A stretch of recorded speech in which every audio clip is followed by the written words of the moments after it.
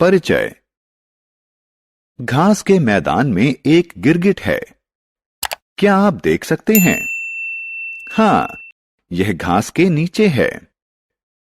यह परभक्षियों से बचने के लिए अपने परिवेश के अनुकूल अपना रंग बदल लेता है।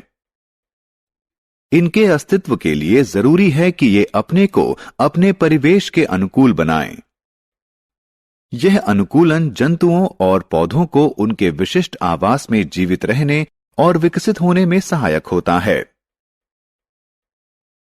इस पाठ में हम जानेंगे कि विभिन्न जंतु और पौधे किस प्रकार अपने आवास के अनुसार अनुकूलन करते हैं।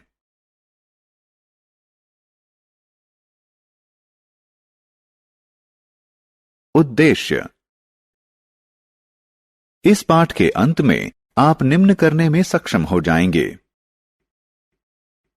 अनुकूलन को परिभाषित करने में, आवास के प्रकारों का वर्णन करने में, विभिन्न मरुस्थलीय जंतुओं और पौधों में पाए जाने वाले अनुकूलनों के बारे में बताने में, विभिन्न जलीय जंतुओं और पौधों में पाए जाने वाले अनुकूलनों के बारे में बताने में।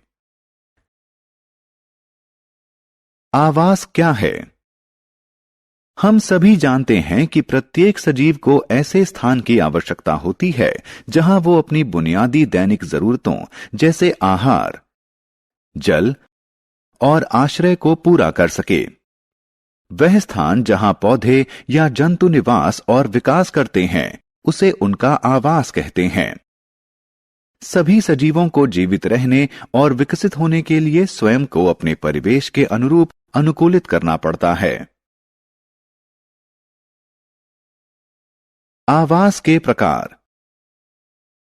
आवास दो प्रकार के होते हैं, स्थलीय या स्थल आवास, जलीय या जल आवास। स्थल यानी जमीन पर पाए जाने वाले पौधों और जंतुओं के आवास को स्थलीय आवास कहते हैं। मरुस्थल, पर्वत, वन और घास के मैदान इस श्रेणी के उदाहरण हैं। जल में पाए जाने वाले पौधों और जंतुओं के आवास को जलीय आवास कहते हैं। समुद्र, तालाब, महासागर, झील इस श्रेणी के उदाहरण हैं। अनुकूलन। जंतु जैसे कि साही, याक, सील, ज़ेब्रा की शारीरिक विशेषताएं अपने परिवेश में जीवित रहने के लिए विशिष्ट प्रकार की होती हैं। साही में सुई के आकार के कांटे होते हैं। याक के पास मोटा फर होता है और ज़ेब्रा के शरीर पर सफेद धारियां होती हैं जो आसानी से झाड़ियां होने का भ्रम देती हैं। इन विशिष्ट विशेषताओं को अनुकूलन कहते हैं। किसी पौधे या जंतु के उसके परिवेश में जीवित रहने के लिए उसके शरीर में होने वाले रूपांतरण या परिवर्तन को अनुकूलन कहते हैं।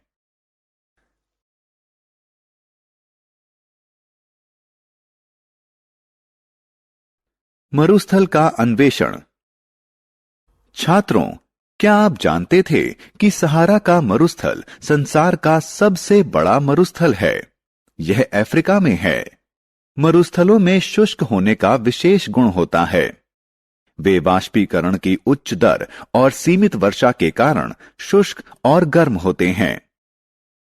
मरुस्थल में रहने वाले जंतु और पौधों में इन कठिन परिस्थितियों में जीवित रहने के अनुकूल विशेषताएं होती हैं। ऊंट में ऐसे कई अनुकूलन हैं जो मरुस्थलीय आवास के लिए सबसे उपयुक्त होते हैं। ऊंट के पास लंबी पलकें और नाक होती है जिन्हें रेत उड़ते समय बंद किया जा सकता है। ऊंट के कूबड़ में वसा संचित रहती है जो लंबे समय में उपापचयित होती है। ऊंट एक बार में 46 लीटर तक पानी पी सकता है और वह बिना पानी के एक हफ्ते तक रह सकता है। ऊंट के चौड़े और चपटे पैर उसे रेत में फंसने से बचाते हैं। इसी प्रकार कैक्टस जैसे पौधे शुष्क और गर्म परिवेश में भी जीवित रहने के लिए कई अनुकूलनों का प्रदर्शन करते हैं। कैक्टस की पत्तियां कांटों में रूपांतरित हो जाती हैं, जिससे प्रस्वेदन के दौरान जल की क्षति को कम करती हैं। जल संग्रह के लिए कैक्टस का तना मोटा और चौड़ा होता है। मरुस्थलीय पौधों की जड़ें मृदा से जल ग्रहण के लिए बहुत गहरी तक जाती हैं।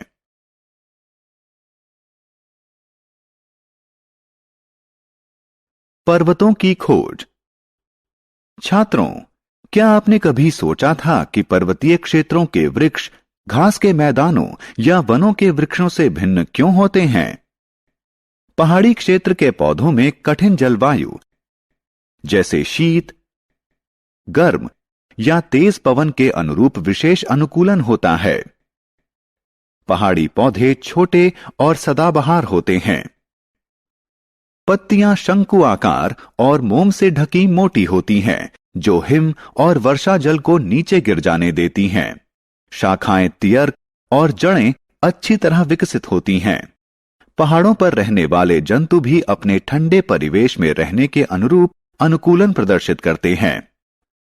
उदाहरण के लिए याक और पहाड़ी बकरियां ऊंचे पर्वतों पर रहने के अनुकूल होती हैं। जंतुओं की त्वचा मोटी और फरदार होती है, जो उनके शरीर को बर्फीली और ठंडी जलवायु में गर्म रखती हैं।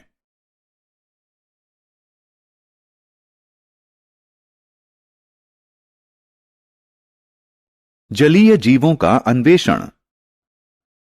जलीय जीवों में विशेष गुण और अनुकूलन होते हैं, जो उन्हें जलीय आवासों में रहने और जीने में सहायता करते हैं। जलीय जीवों का शरीर धारीय होता है, जो उन्हें जल में तैरने में सहायता करता है। मछलियों की पूंछ और पंख चपटे होते हैं, जो उन्हें पानी के अंदर दिशा परिवर्तन में सहायता करते हैं। मछलियां गलफड़ों के द्वारा श्वसन करती हैं।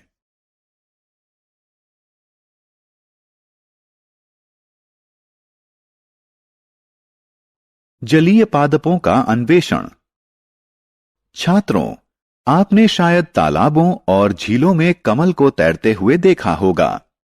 ये पौधे जल में जीवित रहने के लिए विभिन्न अनुकूलन प्रदर्शित करते हैं। कमल का तना लंबा और खोखला होता है, जो पौधे को तालाब की तली से जोड़ता है। जड़ें छोटी होती हैं। पत्तियां चौड़ी और थाली के आकार की होती हैं, जो पौधे को जल की सतह पर तैरने में सहायता करती हैं। कुछ जलीय पौधे जैसे हाइड्रिला आंशिक रूप से जल में डूबे रहते हैं।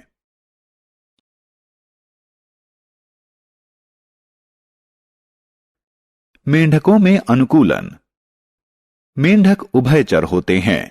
वे जल और स्थल दोनों में रह सकते हैं, इसलिए उनमें जल और स्थल दोनों में रहने के अनुकूल विशेषताएं विकसित हो गई हैं। मेंढक के पास लंबा, मजबूत और जालीदार पिछला पंजा होता है, जो उसे फुदकने और तैरने में सहायता करता है।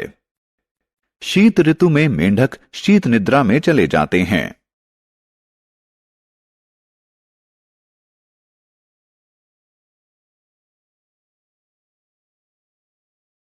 सारांश। आइए हमने जो कुछ सीखा है उसे संक्षेप में दोहराएं। किसी पौधे या जंतु के उसके परिवेश में जीवित रहने के लिए उसके शरीर में होने वाले रूपांतरण या परिवर्तन को अनुकूलन कहते हैं। वह स्थान जहां पौधे या जंतु निवास और विकास करते हैं, उसे उनका आवास कहते हैं। आवास मुख्यतः दो प्रकार के होते हैं: स्थलीय आवास एवं जलीय आवास। ऊंट के पास लंबी पलकें और नाक वसा संचित करने के लिए कुबड़, रेत में चलने के लिए चौड़े और चपटे पैर होते हैं।